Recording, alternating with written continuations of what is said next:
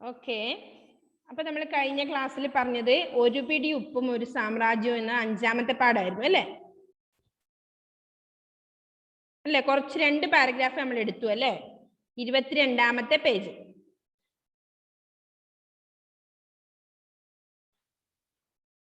അപ്പൊ ഒന്നുകൂടി വായിക്കാതെ വായിച്ചിട്ടുണ്ടായിരുന്നു 2 പാരഗ്രാഫ് എല്ലാവരും വായിച്ചിട്ട് വരാൻ പറഞ്ഞിട്ടുണ്ടായിരുന്നു miss.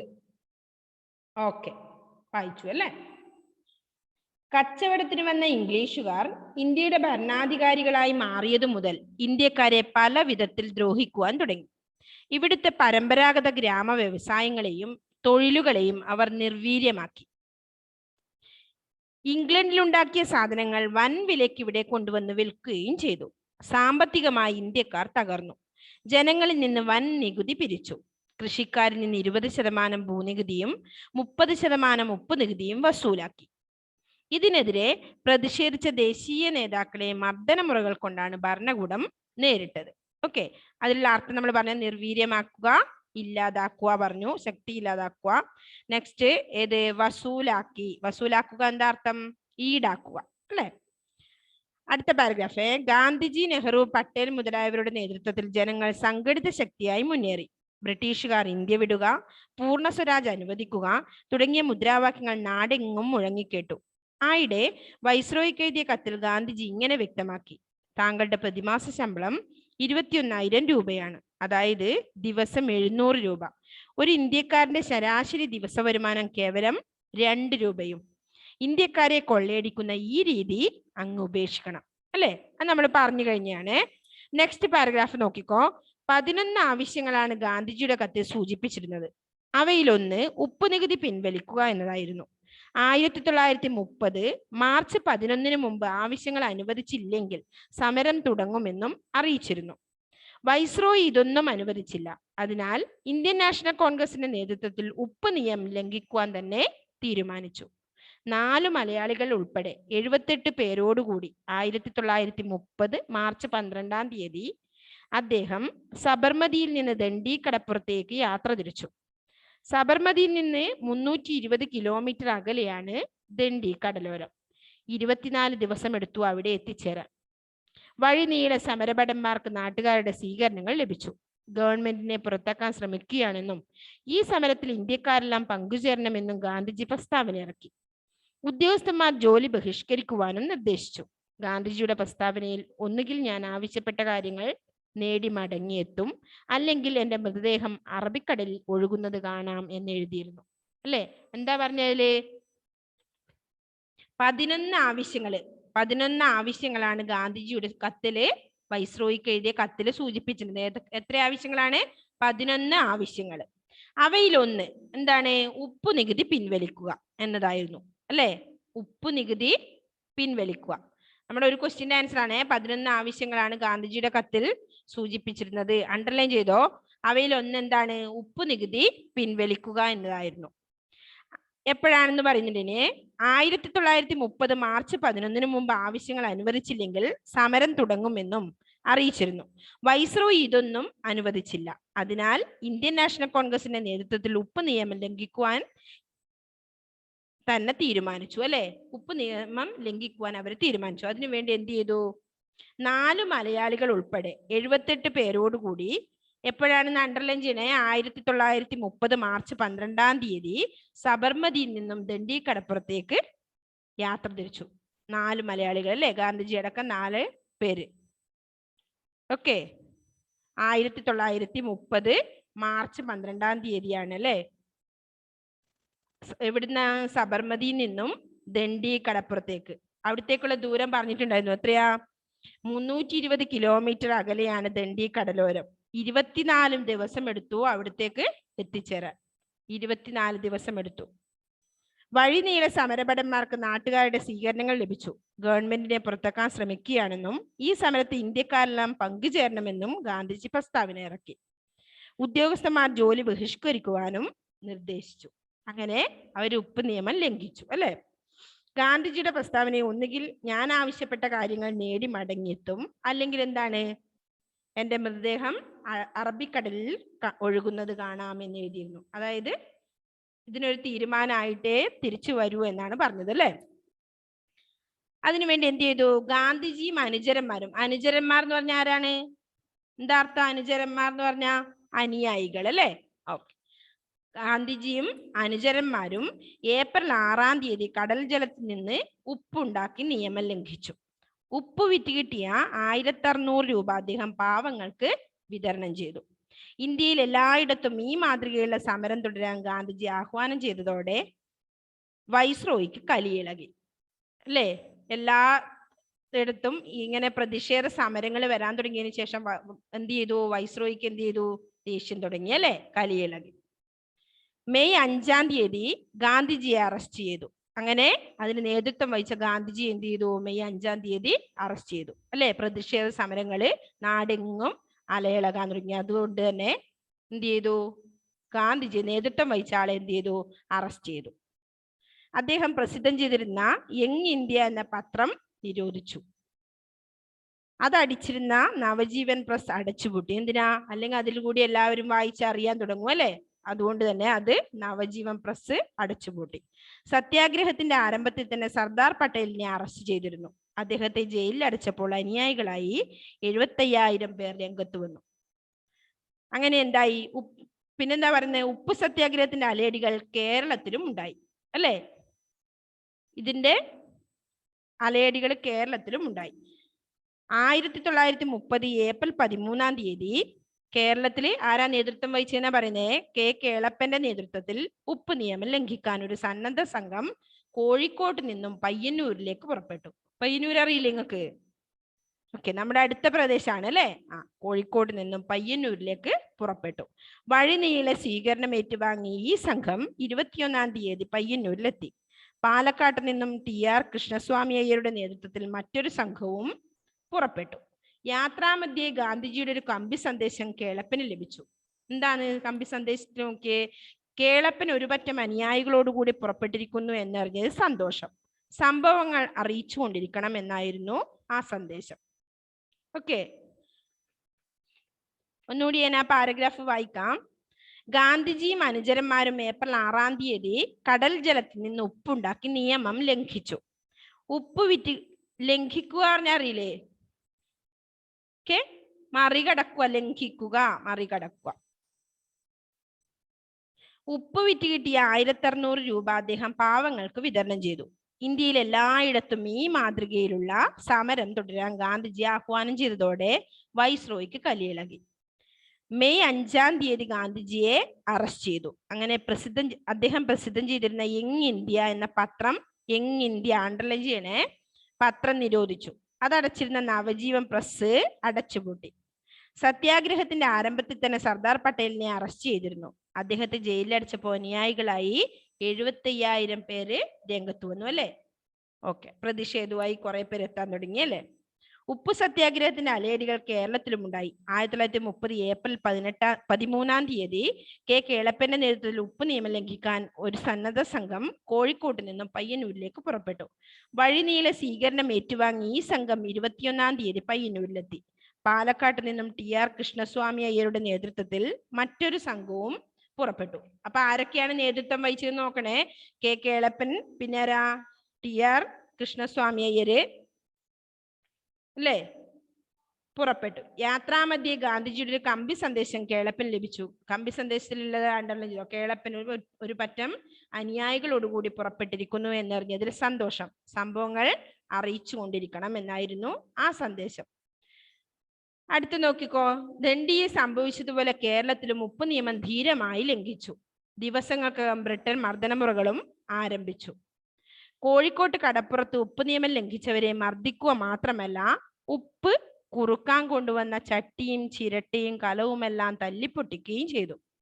K Kelappan, Muhammad Abdul Rahman Sahib, TR Krishnaswamy Iyer, K Madhavan, RV Sharma, P Krishnapillai തുടങ്ങിയവര് 9 മാസത്തെ കഠിന തടവിന് ശിക്ഷിക്കുകയുണ്ടായി അല്ലെ? ആരൊക്കെയാണ്? K Kelappan, Muhammad Abdul Rahman Sahib, TR Krishnaswamy Iyer, K Madhavan, RV Sharma, P Krishnapillai എന്നിവരെ 9 മാസത്തെ കഠിന തടവിന് ശിക്ഷിക്കുകയുണ്ടായി. ഗാന്ധിയൻ പ്രവർത്തനങ്ങൾക്ക് കേരളത്തിൽ നേതൃത്വം നൽകിയ കെ കേളപ്പൻ പിൻകാലത്ത് കേരള ഗാന്ധി എന്ന പേരിൽ അറിയപ്പെടാൻ തുടങ്ങി. എന്താണ് കെ കേളപ്പൻ? ഏതു പേരിലായിരുന്നു അറിയപ്പെട്ടിരുന്നത്? കേരള ഗാന്ധി അല്ലെ? കേരള ഗാന്ധി. കേളപ്പൻ ഏത് പേരിലാണ് അറിയപ്പെട്ടിരുന്നതെന്ന് അണ്ടർലൈൻ ചെയ്യണേ. കേരള ഗാന്ധി. ഓക്കെ. അതുപോലെ ആരൊക്കെയാണ് കഠിന തടവിന് 9 മാസത്തെ കഠിന തടവിന് ശിക്ഷിക്കുകയുണ്ടായി എന്ന് പറഞ്ഞു? ആരൊക്കെയാ? അതൊരു ക്വസ്റ്റ്യന്റെ ആൻസർ ആ മക്കളെ, അണ്ടർലൈൻ ചെയ്യണേ. കേളപ്പൻ, മുഹമ്മദ് അബ്ദുൾ റഹ്മാൻ, ഓക്കെ, സാഹിബ്, പിന്നെ കൃഷ്ണപിള്ള, കൃഷ്ണസ്വാമി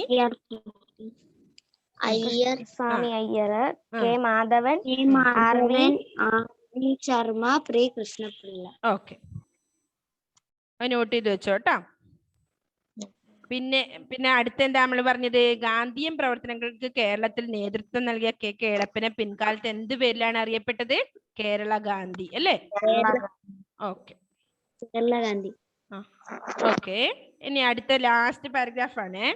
ഇന്ത്യയിൽ പല സ്ഥലങ്ങളിലും ഉപ്പ് നിയമം ലംഘിക്കാൻ ജനക്കൂട്ടം മുന്നോട്ട് വന്നു. തമിഴ്നാട്ടിൽ സി രാജഗോപാൽ ആചാര്യാണ് നിയമം ലംഘിച്ചത്. തമിഴ്നാട്ടിൽ ആരായിരുന്നു? സി രാജഗോപാൽ ആചാരി ആയിരുന്നു ലംഘിച്ചത്. സത്യാഗ്രഹത്തിൽ പങ്കെടുത്തതിന് ഡൽഹിയിൽ മാത്രം ആയിരക്കണക്കിന് പേർ തടവിലായി. സമരം നിത്യേന ശക്തി പ്രാപിച്ചുകൊണ്ടിരുന്നു. ഈ ഘട്ടത്തിൽ ഇന്ത്യൻ നാഷണൽ കോൺഗ്രസിനെ സർക്കാർ നിരോധിച്ചു. ഇതോടെ മർദ്ദനം രൂക്ഷമായി, സമരവീര്യവും വർദ്ധിച്ചു. ഒടുവിൽ ഗാന്ധി ഇർവിൻ സന്ധി സംഭാഷണം നടന്നു. ഇതോടെ സിവിൽ നിയമലംഘനം പിൻവലിക്കപ്പെട്ടു. ബ്രിട്ടീഷ് സാധനങ്ങളുടെ വിൽപ്പന ഇന്ത്യയിൽ തടയുകയില്ലെന്ന് തീരുമാനമായി അല്ലെ? ബ്രിട്ടീഷ് സാധനങ്ങളുടെ വിൽപ്പന ഇന്ത്യയിൽ തടയുകയില്ലെന്ന് തീരുമാനമായി. മർദ്ദനമുറകൾ അവസാനിപ്പിക്കാമെന്ന് സർക്കാരും സമ്മതിച്ചു. സ്വന്തമായി ഉപ്പുണ്ടാക്കാൻ ജനങ്ങളെ അനുവദിക്കുകയും ചെയ്തു. എല്ലാ സത്യാഗ്രഹ തടവുകാരെയും അതോടെ മോചിപ്പിച്ചു. ഉപ്പ് സത്യാഗ്രഹം അങ്ങനെ വൻ വിജയത്തിൽ കലാശിച്ചു അല്ലെ? ഗാന്ധി ഇർവിൻ സന്ധി സംഭാഷണം നടന്നതോടുകൂടി അങ്ങോട്ടും ഇങ്ങോട്ടുള്ള എല്ലാ ധാരണകളും ഇതായി അല്ലെ? അവസാനം ഉപ്പ് സത്യാഗ്രഹം എന്തായി? വൻ വിജയത്തില് കലാശിച്ചു. അത്രയാണ് ഇതിൽ പറയുന്നത് അല്ലെ? ഇതിൽ കുറെ ക്വസ്റ്റ്യൻ ആൻസർ നമ്മളിപ്പോ മാർക്ക് ചെയ്തിട്ടുണ്ട് അല്ലെ? ക്ലാസ് എടുക്കുന്ന സമയത്ത് തന്നെ. ഓക്കെ, ഓർമ്മയുണ്ടോ മക്കൾക്കത്? അർത്ഥവും പറഞ്ഞത്. കലാശിക്കുക എന്ന് പറഞ്ഞ എന്താണ് അർത്ഥം? ലാസ്റ്റ് പറഞ്ഞത് അങ്ങനെ വൻ വിജയത്തിൽ കലാശിച്ചു. കലാശിക്കുക, അവസാനിക്കുക. ഓക്കെ, അവസാനിക്കുക. പിന്നെ നമ്മളെ അടുത്ത് നേരത്തെ പറഞ്ഞു എന്ത്? കലി ഇളകുക പറഞ്ഞില്ലേ? കോപം വർദ്ധിക്കുക, കോപം ഉണ്ടാകുക. പിന്നെ അതിൽ വരുന്ന ക്വസ്റ്റ്യൻ ആൻസർ അല്ലെ? ഇംഗ്ലീഷ് നമുക്ക് നോക്കാല്ലേ? അവിടെ നിങ്ങൾക്ക് മനസ്സിലായിട്ടുണ്ടോക്കട്ടെ. ഇംഗ്ലീഷുകാർ ഇന്ത്യക്കാരെ ദ്രോഹിച്ചു തുടങ്ങിയത് എന്ന് മുതലാണ്? ഇംഗ്ലീഷുകാർ ഇന്ത്യക്കാരെ ദ്രോഹിച്ചു തുടങ്ങിയത് എന്ന് മുതലാണ്? എവിടെയാണ് ഇതിന്റെ ആൻസർ? നോക്കിയേ. നമ്മൾ പറഞ്ഞിട്ടുണ്ട് ആദ്യം കച്ചവടത്തിന് എന്ന് മുതലാണ്? കച്ചവടത്തിന് വന്ന ഇംഗ്ലീഷുകാർ ഇന്ത്യയുടെ ഭരണാധികാരികളായി മാറിയത് മുതലാണ് ഇന്ത്യക്കാരെ പല വിധത്തില് ദ്രോഹിക്കാൻ തുടങ്ങിയത്. ഓക്കെ, ക്വസ്റ്റ്യന്റെ ആൻസർ എഴുതുമ്പോ എങ്ങനെ എഴുതണം? അതാണ് അതിന്റെ ആൻസർ വരുക. അപ്പൊ എങ്ങനെ എഴുതണം? ഇംഗ്ലീഷുകാർ ഇന്ത്യക്കാരെ ദ്രോഹിച്ചു തുടങ്ങിയത് എന്ന് മുതലാണ്. കച്ചവടത്തിന് വന്ന ഇംഗ്ലീഷുകാർ ഇന്ത്യയുടെ ഭരണാധികാരികളും ആയി മാറിയത് മുതലാണ് എന്ത്? ഇംഗ്ലീഷുകാർ ഇന്ത്യക്കാരെ ദ്രോഹിച്ചു. അവർ നിർവീര്യമാക്കിയത് എന്തെല്ലാമാണ്? നിർവീര്യമാക്കുക പറഞ്ഞ എന്താ അർത്ഥം? ശക്തി ഇല്ലാതാക്കുക അല്ലെ? അതായത് നമ്മുടെ ഇന്ത്യയിലെ പരമ്പരാഗത ഗ്രാമവ്യവസായങ്ങളും തൊഴിലുകളെ അതിന് മാർക്ക് ചെയ്യണേ. ഒന്നാമത്തതാണ് നമ്മളിപ്പോ ആദ്യം പറഞ്ഞത്. രണ്ടാമത്തത് ഇന്ത്യയിലെ പരമ്പരാഗത ഗ്രാമ വ്യവസായങ്ങളെയും തൊഴിലുകളെയുമാണ് ഇംഗ്ലീഷുകാർ നിർവീര്യമാക്കിയത്. നിർവീര്യമാക്കുക പറഞ്ഞാല് ശക്തി ഇല്ലാതാക്കുക അല്ലെ? നെക്സ്റ്റ് തേർഡ് ക്വസ്റ്റ്യൻ നോക്കിയേ. എന്തുകൊണ്ടാണ് ദേശീയ നേതാക്കൾ പ്രതിഷേധിച്ചത്? ജനങ്ങളിൽ നിന്ന് വൻ നികുതി പിരിച്ച് കൃഷിക്കാരിൽ നിന്ന് 20% ഭൂനികുതി നികുതിയും 30% ഉപ്പ് നികുതിയും വസൂലാക്കി ഇതിനെതിരെ പ്രതിഷേധിച്ചു. പ്രതിഷേധിച്ചു. എങ്ങനെ എഴുതണം നേരം? അപ്പൊ ഇംഗ്ലണ്ടിൽ ഉണ്ടാക്കിയ സാധനങ്ങൾ വൻ വിലക്ക് ഇന്ത്യയിൽ വന്ന് വിൽക്കാൻ തുടങ്ങിയവര് അല്ലേ? അങ്ങനെ സാമ്പത്തികമായി ഇന്ത്യ തകർന്നു. ജനങ്ങളിൽ നിന്ന് വൻ നികുതി പിരിച്ചു. കൃഷിക്കാരിൽ നിന്ന് 20% ഭൂനികുതിയും 30% ഉപ്പ് നികുതിയും വസൂലാക്കി അല്ലേ? അതുകൊണ്ട് തന്നെയാണ് ദേശീയ നേതാക്കള് പ്രതിഷേധിച്ചത് അല്ലേ? Next 4th question. ജനങ്ങൾ സംഘടിത ശക്തിയായി മുന്നേറിയത് ആരുടെയെല്ലാം നേതൃത്വത്തിലാണ്? ആരുടെയാണ്? ഗാന്ധിജി,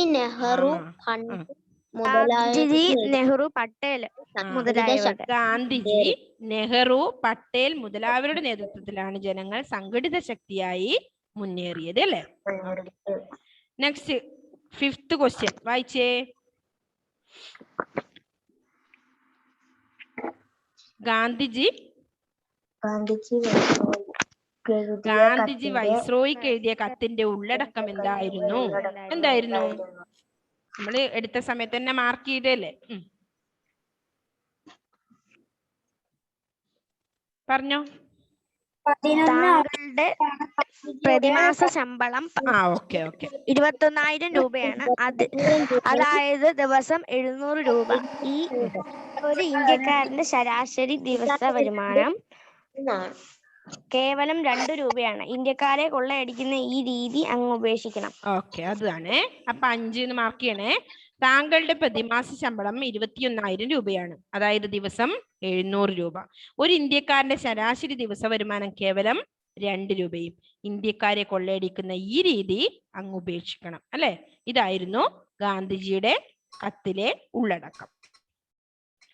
നെക്സ്റ്റ് 6ാമത്തെ ക്വസ്റ്റ്യൻ എന്താണ്? എത്ര ആവശ്യങ്ങളാണ് ഗാന്ധിജി കത്തിൽ ഉന്നയിച്ചിരുന്നത്? എത്ര ആവശ്യങ്ങളായിരുന്നു? 11 ആവശ്യങ്ങൾ. 11 ആവശ്യങ്ങളാണ് ഗാന്ധിജി കത്തിൽ ഉന്നയിച്ചിരുന്നത് അല്ലെ? 11 കണ്ടില്ലേ? ആ 3rd പാരഗ്രാഫ്. 11 ആവശ്യങ്ങളാണ് ഗാന്ധിജിയുടെ കത്തിൽ സൂചിപ്പിച്ചിരുന്നത് അല്ലെ? നെക്സ്റ്റ്, ഗാന്ധിജി ഉപ്പ് സത്യാഗ്രഹത്തിന് പുറപ്പെട്ടത് എന്ന്, എവിടെ നിന്ന്, എവിടേക്ക്? 1930 മാർച്ച് 12-ാം തീയതി അദ്ദേഹം സബർമതിയിൽ നിന്ന് ദണ്ഡി കടപ്പുറത്തേക്ക് യാത്ര തിരിച്ചു.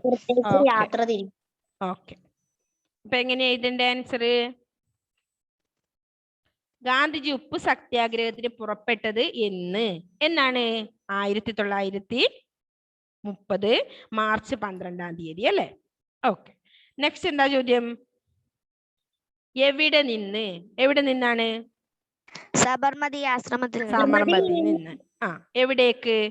ദണ്ഡി കടപ്പുറത്തേക്ക്.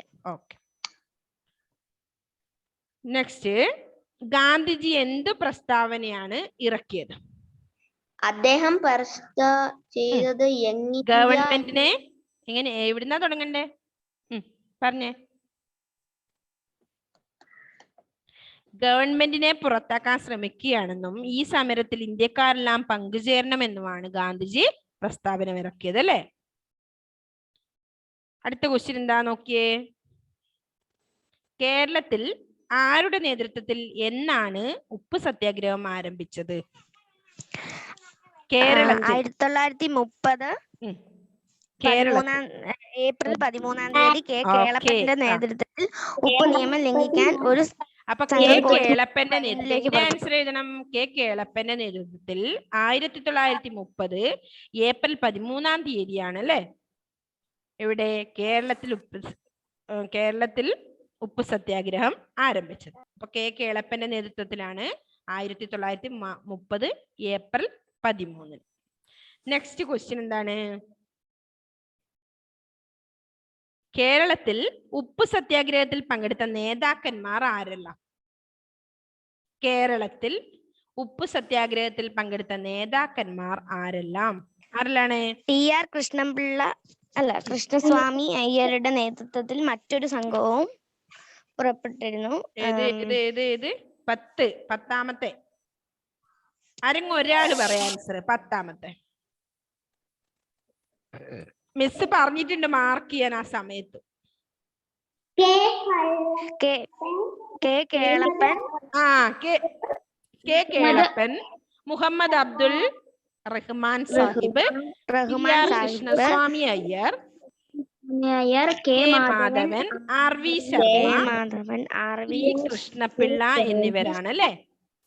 മാധവൻ, RV കൃഷ്ണപിള്ള എന്നിവരാണ് കേരളത്തിൽ ഉപ്പ് സത്യാഗ്രഹത്തിൽ പങ്കെടുത്ത നേതാക്കന്മാർ. നെക്സ്റ്റ് 11ാമത്തെ ലാസ്റ്റ് ക്വസ്റ്റ്യൻ എന്താണ്? ഉപ്പ് സത്യാഗ്രഹം അവസാനിച്ചത് എങ്ങനെയാണ്? മിസ് ഇപ്പൊ ലാസ്റ്റ് പറഞ്ഞിട്ടുണ്ടായിരുന്നു ഗാന്ധി ഇർവിൻ സന്ധി. കണ്ടോ? ഒടുവിൽ ഗാന്ധി ഇർവിൻ സന്ധി സംഭാഷണം നടന്നു. ഇതോടെ സിവിൽ നിയമലംഘനം പിൻവലിച്ചു. പിൻവലിക്കപ്പെട്ടു. ബ്രിട്ടീഷ് സാധനങ്ങളുടെ വിൽപ്പന ഇന്ത്യയിൽ തടയുകയില്ലെന്ന് തീരുമാനമായി. മർദ്ദന മുറകൾ അവസാനിപ്പിക്കാമെന്ന് സർക്കാരും സമ്മതിച്ചു. സ്വന്തമായി ഉപ്പുണ്ടാക്കാൻ ജനങ്ങളെ അനുവദിക്കുകയും ചെയ്തു. അങ്ങനെ എല്ലാ സത്യാഗ്രഹ തടവുകാരെയും അതോടെ മോചിപ്പിച്ചു. ഇങ്ങനെയാണ് ഉപ്പ് സത്യാഗ്രഹം വൻ വിജയത്തിൽ കലാശിച്ചത് അല്ലേ? ഓക്കെ, ലാസ്റ്റ് ക്വസ്റ്റ്യൻ മനസ്സിലായില്ലേ? Question answer. ഓക്കെ, അപ്പോ നമ്മുടെ ഒരു പിടി ഉപ്പും ഒരു സാമ്രാജ്യം എന്ന പാഠത്തില് 11 ക്വസ്റ്റ്യൻസ് ഉണ്ട് കേട്ടോ. കുറച്ചധികം ഉണ്ട്. ഇതിപ്പോ മാർക്ക് ചെയ്ത് വെച്ച് നിങ്ങൾക്ക് സ്വന്തം എഴുതാൻ പറ്റുമോ മക്കളെ?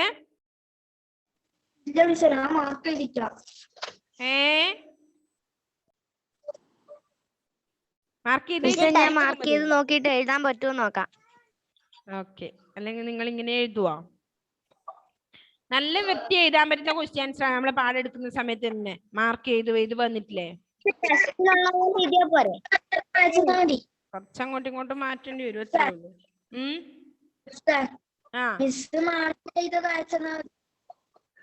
മാർക്ക് ചെയ്തിട്ട് അയച്ചെന്നാ മതിനാ. ഓക്കെ, അപ്പൊ ഒന്ന് ഈ ഒരു പാഠഭാഗം ആരെങ്കിലും ഒരാൾ വായിച്ചേ ഫസ്റ്റ് മുതല്. കഴിഞ്ഞ ക്ലാസ്സിൽ ആരാ വായിക്കാതിരുന്നത്? ഓക്കെ, മുഹമ്മദ് വായിച്ചോ എന്നാലും. പാഠം 5. ഒരു പിടി ഉപ്പും ഒരു സാമ്രാജ്യവും. കച്ചവടത്തിന് വന്ന ഇംഗ്ലീഷുകാർ ഇന്ത്യയുടെ ഭരണാധികാരികളായി മാറിയതു മുതൽ ഇന്ത്യക്കാരെ പല വിധത്തിൽ ദ്രോഹിക്കുവാൻ തുടങ്ങി. ഇവിടത്തെ പരമ്പരാഗത ഗ്രാമവാസികളുമായി തൊഴിലുകളെയും അവർ നിർവീര്യമാക്കി. ഇംഗ്ലണ്ടിലുണ്ടായ സാധനങ്ങൾ വൻ വിലയ്ക്ക് ഇവിടെ കൊണ്ടുവന്നു വിൽക്കുകയും ചെയ്തു.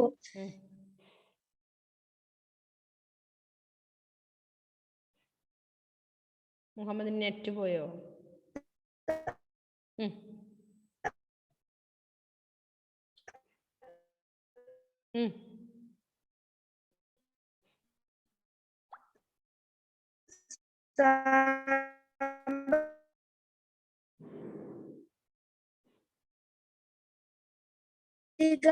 ഇന്ത്യക്കാർ തിരിച്ചു.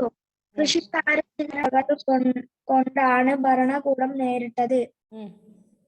ഗാന്ധിജി, നെഹ്റു, പട്ടേൽ മുതലായവരുടെ നേതൃത്വത്തിൽ ജനങ്ങൾ സംഘടിത ശക്തിയായി മുന്നേറി. ബ്രിട്ടീഷുകാർ ഇന്ത്യ വീടുക, പൂർണ്ണ സ്വരാജ് അനുവദിക്കുക തുടങ്ങിയ മുദ്രാവാക്യങ്ങൾ നാടെങ്ങും മുഴങ്ങിക്കേട്ടു.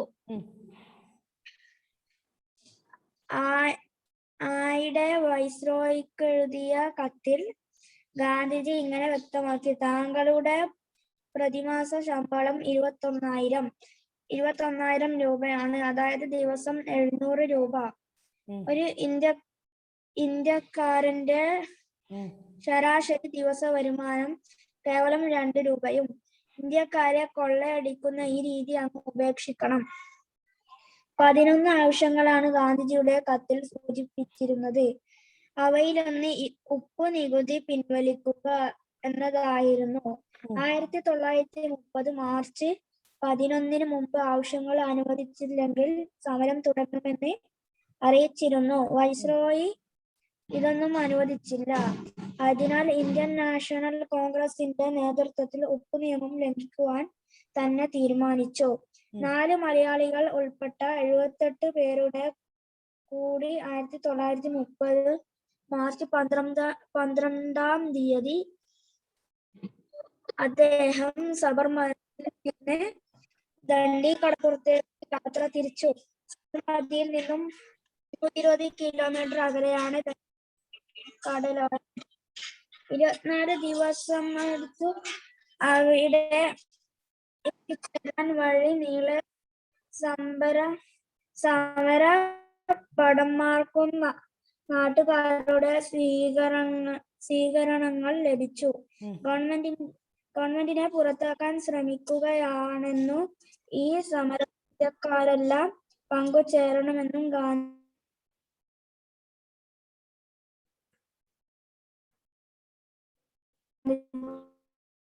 ഗാന്ധിജി പ്രസ്താവന ഇറക്കി.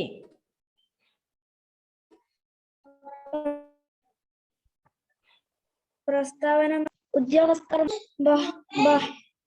ബഹിഷ്കരിക്കുവാനും നിർദ്ദേശിച്ചു. ഗാന്ധിജിയുടെ പ്രസ്താവനയിൽ ഒന്ന്, ഞാൻ ആവശ്യപ്പെട്ട കാര്യങ്ങൾ നേടി മുങ്ങുന്നതും അല്ലെങ്കിൽ തന്റെ മൃതദേഹം കടലിൽ ഒഴുകുന്നതും കാണാം എന്ന് എഴുതിയിരുന്നു. ഗാന്ധിജിയും അനുചരന്മാരും ഏപ്രിൽ 6-ാം തീയതി കടൽ ജലത്തിൽ നിന്ന് ഉപ്പുണ്ടാക്കി നിയമം ലംഘിച്ചു. ഉപ്പ് കിട്ടിയ 1500 രൂപ അദ്ദേഹം പാവങ്ങൾക്ക് വിതരണം ചെയ്തു. ഇതിൽ എല്ലായിടത്തും ഈ മാതൃകയുള്ള സമരം തുടരാൻ ഗാന്ധിജി ആഹ്വാനം ചെയ്തതോടെ കളിയിളക്കി. മെയ് 5-ാം തീയതി ഗാന്ധിജിയെ അറസ്റ്റ് ചെയ്തു. അദ്ദേഹം പ്രസിദ്ധം ചെയ്തിരുന്ന ഇന്ത്യ എന്ന പത്രം നിരോധിച്ചു. അത് നവജീവൻ പ്രസ് അടച്ചുപൂട്ടി. സത്യാഗ്രഹത്തിന്റെ ആരംഭത്തിൽ സർദാർ പട്ടേലിനെ അറസ്റ്റ് ചെയ്തിരുന്നു. അദ്ദേഹത്തെ ജയിലിൽ അടച്ചപ്പോൾ അനുയായികളായ 75,000 പേർ രംഗത്ത് വന്നു. ഓക്കെ മോനെ മുഹമ്മദ്. Okay, next Josy. ഉപ്പ് സത്യാഗ്രഹത്തിന്റെ അലയടികൾ കേരളത്തിലും ഉണ്ടായി. 1930 ഏപ്രിൽ 13-ാം തീയതി കെ കേളപ്പന്റെ നേതൃത്വത്തിൽ ഉപ്പ് നിയമം ലംഘിക്കാൻ ഒരു സന്നദ്ധ സംഘം കോഴിക്കോട്ട് നിന്ന് പയ്യന്നൂരിലേക്ക് പുറപ്പെട്ടു. വഴി നീളെ സ്വീകരണം ഏറ്റുവാങ്ങി ഈ സംഘം 21-ാം തീയതി പയ്യന്നൂരിലെത്തി. പാലക്കാട്ടു നിന്ന് TR കൃഷ്ണസ്വാമി അയ്യരുടെ നേതൃത്വത്തിൽ മറ്റൊരു സംഘവും പുറപ്പെട്ടു. യാത്രാമധ്യേ ഗാന്ധിജിയുടെ ഒരു കമ്പി സന്ദേശം കേളപ്പന് ലഭിച്ചു. കേളപ്പൻ ഒരു പറ്റം അനുയായികളെ കൂട്ടി പുറപ്പെട്ടിരിക്കുന്നു എന്ന് അറിഞ്ഞതിൽ സന്തോഷം. സംഭവങ്ങൾ അറിയിച്ചുകൊണ്ടിരിക്കണം എന്നായിരുന്നു ആ സന്ദേശം. ദണ്ഡിയിൽ സംഭവിച്ചതുപോലെ കേരളത്തിലും ഉപ്പ് നിയമം ധീരമായി ലംഘിച്ചു. ദിവസങ്ങൾക്കകം ബ്രിട്ടൻ മർദ്ദനമുറകളും ആരംഭിച്ചു. കോഴിക്കോട്ട് കടപ്പുറത്തു നിന്ന് ഉപ്പ് നിയമം ലംഘിച്ചവരെ മർദ്ദിക്കുകയും മാത്രമല്ല, ഉപ്പ് കുറുക്കാൻ കൊണ്ടുവന്ന ചട്ടിയും ചിരട്ടയും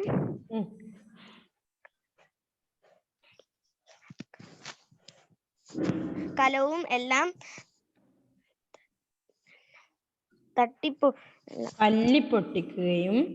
തല്ലിപ്പൊട്ടിക്കുകയും ചെയ്തു. K Kelappan, Muhammad Abdul Rahman Sahib, TR Krishnaswamy Iyer, K Madhavan, RV Sharma, P Krishnapillai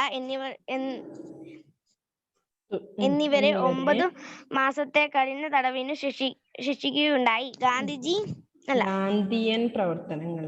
Gandhian പ്രവർത്തകർക്ക് കേരളത്തിൽ നിന്ന് നേതൃത്വം നൽകിയ കെ കേളപ്പൻ പിൻകാലത്തെ കേരള ഗാന്ധി എന്ന പേരിൽ അറിയപ്പെടാൻ തുടങ്ങി. ഇന്ത്യയിൽ പല സ്ഥലങ്ങളിലും ഉപ്പ് നിയമം ലംഘിക്കുവാൻ ജനക്കൂട്ടം മുൻപോട്ട് വന്നു. തമിഴ്നാട്ടിൽ സി രാജഗോപാൽ അയ്യർ ആചാര്യാണ് നിയമം ലംഘിച്ചത്. സത്യാഗ്രഹത്തിൽ പങ്കെടുത്തതിനു ഡൽഹിയിൽ മാത്രം ആയിരക്കണക്കിന് പേരെ തടവിലാക്കി.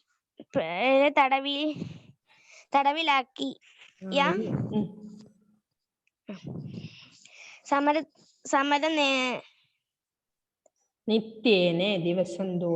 നിത്യേന ശക്തി പ്രാപിച്ചുകൊണ്ടിരുന്നു. ഈ ഘട്ടത്തിൽ ഇന്ത്യൻ നാഷണൽ കോൺഗ്രസിനെ സർക്കാർ നിരോധിച്ചു. ഇതോടെ മർദ്ദനം രൂക്ഷമായി. ശക്തി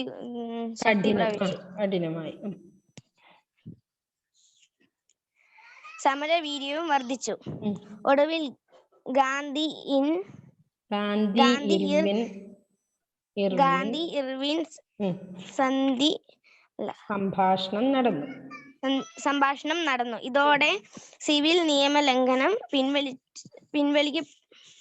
പിൻവലിക്കപ്പെട്ടു. ബ്രിട്ടീഷ് സാധനങ്ങളുടെ വിൽപ്പന ഇന്ത്യ തടയുകയില്ലെന്ന് തീരുമാനമായി. മർദ്ദനമുറകൾ അവസാനിപ്പിക്കണമെന്ന് സർക്കാരും സമ്മതിച്ചു. സ്വന്തമായി ഉപ്പ് ഉണ്ടാക്കാൻ ജനങ്ങളെ അനുവദിക്കുകയും ചെയ്തു. എല്ലാ തടവുകാരെയും ഇതോടെ മോചിപ്പിച്ചു. ഉപ്പ് സത്യാഗ്രഹം ഇങ്ങനെ വൻ വിജയത്തിൽ കലാശിച്ചു. ഓക്കെ, അപ്പൊ കഴിഞ്ഞ പാഠത്തിന്റെ ക്വസ്റ്റ്യൻ ആൻസർ എല്ലാവരും കംപ്ലീറ്റ് ചെയ്തിട്ട് നോട്ട് നമുക്ക് സെൻഡ് ചെയ്ത് തന്നോ? ക്വസ്റ്റ്യൻ ആൻസർ സെൻഡ് ചെയ്തില്ല. നിങ്ങൾ എഴുതിയില്ലല്ലോ, സ്വന്തം എഴുതിയില്ലല്ലോ. ഇല്ല, ബാക്കിയുള്ളത് ഓക്കെയാണോ? അതിൽ കുറച്ച് പേര് തന്നു. ഷിസ എനിക്ക് അയച്ചു തന്നില്ലല്ലോ. ഷിസ ആ നോട്ട് ആവണി തന്നു. ഓക്കെ, ഗ്രാമരംഗത്തിന്റെ നോട്ട് തന്നിട്ടില്ലല്ലോ.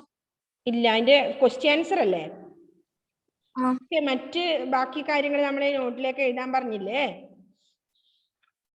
അതായത് പിരിച്ചെഴുതുക എന്ന് ക്ലാസ്സിൽ നിന്ന് മിസ് എഴുതി തന്നില്ലേ? എഴുതിയെടുത്തില്ലേ? നോട്ടിലേക്ക് എഴുതിയോ? ഇല്ല, ജോസി നോട്ട് അയച്ചു തന്നില്ല, ഷിസ നോട്ട് അയച്ചു തന്നില്ല. പിന്നെ അതുല് തന്നു. അതുലേ ഓക്കെ ഓക്കെ, എല്ലാവരും എഴുതിയിട്ട് നോട്ട് സെൻഡ് ചെയ്ത് തരണേ. ഓക്കെ, അയച്ചു തരാത്ത കുട്ടികൾ എല്ലാവരും അയച്ചു തരണം ഇന്ന് തന്നെ. അപ്പൊ ആ ക്വസ്റ്റ്യൻസിനോട് ഞാൻ അയച്ചു തരും കേട്ടോ. അത് കഴിഞ്ഞിട്ട് ഇതിന്റെ അർത്ഥം എഴുതിയാൽ മതിയേ. ഓക്കെ, പിന്നെന്ത് ചെയ്യണമെന്ന് അറിയോ? ഈ ടെക്സ്റ്റ് വായിച്ചിട്ട് ഒരു ഓഡിയോ ക്ലിപ്പ് സെൻഡ് ചെയ്ത കേട്ടോ. ഓഡിയോ ക്ലിപ്പ് എടുത്തിട്ട് സെൻഡ് ചെയ്ത. എപ്പോൾ നിങ്ങൾ അയച്ചിരുന്നവരെ ഇപ്പൊ ഈ എക്സാം കഴിഞ്ഞ പിന്നെ ആരും അയച്ചിരുന്നില്ലല്ലോ. പാഠഭാഗം വായിച്ചിട്ട് നല്ല ഒന്ന് മതിയേ, തപ്പിത്തടിഞ്ഞ് വായിക്കുന്ന വേണ്ട, നല്ലതുപോലെ വായിച്ച ഒന്ന് സെൻഡ് ചെയ്ത് തരും. ഓക്കെ, അതുപോലെ നോട്ട് അയക്കാത്ത കുട്ടികൾ നിർബന്ധമായി അതിന് നോട്ട് അയച്ചു തരണേ. Okay, bye. ഏഞ്ചൽ കേൾക്കുന്നില്ല? Angel okay, bye. Bye miss. Bye. Bye miss. Okay.